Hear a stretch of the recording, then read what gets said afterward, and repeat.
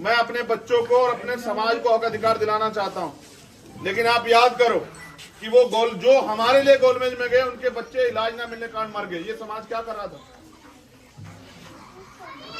अगर आपका कोई व्यक्ति आपकी लड़ाई लड़ने के लिए जयपुर जाए और उसका परिवार यहाँ भूख से या इलाज से मर जाए तो आप जिम्मेदार हैं या नहीं, बताओ? तो जिन रहबरों के हमने जीते जी उनके बच्चों को वो मरे और हम लोग तमाशा देखते रहे, आज उनके जाने के बाद भी उनके बेचारों कत्ल कर रहे हैं। मैं आप नौजवानों से कहना चाहता हूं, क्या तो तय करके मेहनत करके ज्ञान लेके अपने पैरों पे खड़े होने के लिए तैयार हो जाओ, वरना इतिहास दोहरा रहा है खुद को।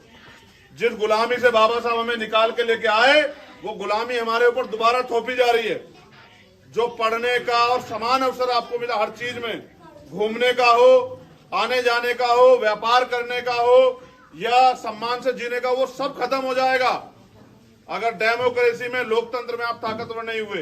ये राजस्थान है और मेरे आंसू सूख के यहाँ की घटनाएं सुनते हुए, कहीं महिलाओं को निवस्त्र किया जाता है, कहीं घर जलाए जाते हैं, कहीं मूछे रखने पे हत्या होती है, कहीं मटकी से पानी पीने पे हत्या होती है, कहीं कुछ कहीं घोड़ी पे चढ़ने में, इतना अन्य अत्याचार, और फिर भी आप खुश हैं, फिर भी आपके चेहरे पे बिल्कुल भी उदासी या कोई भाव नहीं है।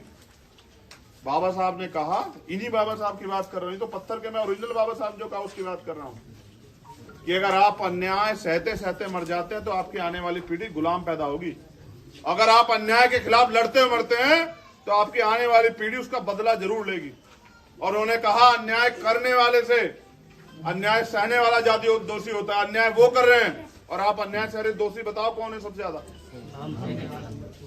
कुत्ते को भी अगर 10-20 बार धुतकार दिया जाए वो भी रिएक्शन कर देता। आप तो ऐसा समाज बन गए हो कि छिदते हो, पीटते हो, अपमानित होते हो, हत्या होती है, अन्याय अत्याचार जुर्म जाती होते हो, जवाब नहीं देते हो। जब तक आप लड़ना नहीं सीखोगे तब तक ये अन्याय अत्याचार खत्म नहीं होगा।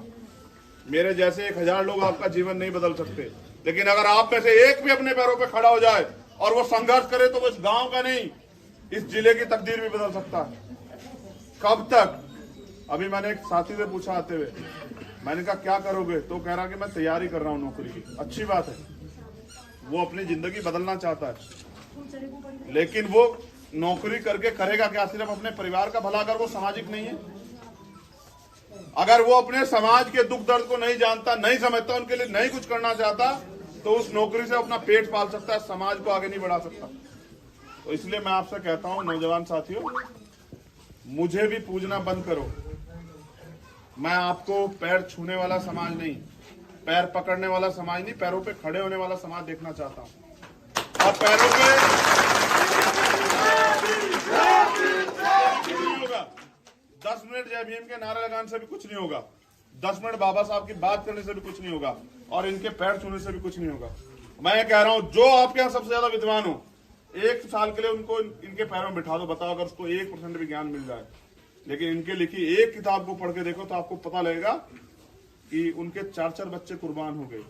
उन्होंने भूखे रह के हमारे लिए लड़ाई लड़ी, उनकी पत्नी चली गई, उनका सम्मान चला गया, और उन्होंने कहा 56 में 6 दिसंबर को गए, लेकिन वो 18 मार्च को कहते हैं अपने जाने से कुछ दिन पहले कि मैं इतने अन्याय, इतने अत्याचार, इतने आरोप, इतना अपमान सा किस कारवा को यहां तक लेके आए कि आज आप अच्छा जीवन जी रहे हो। अगर आप इसको आगे नहीं ले जा सकते तो उसको पीछे मत जाने देना।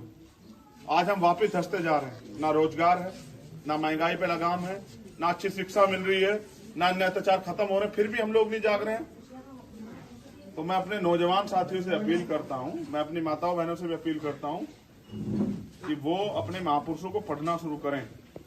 माँ सावित्रीबाई फुले को पढ़ें, माँ रमाबाई को पढ़ें, माँ फातिमा शेख को पढ़ें, माँ झलकारी बाई को पढ़ें, माँ अवंतिका बाई लोधी को पढ़ें। वो अपनी माँओं को, असली माँओं को, नकलियों को तो इतने साल से पढ़ रहे हो, असलियों को पढ़ना शुरू करो। उनके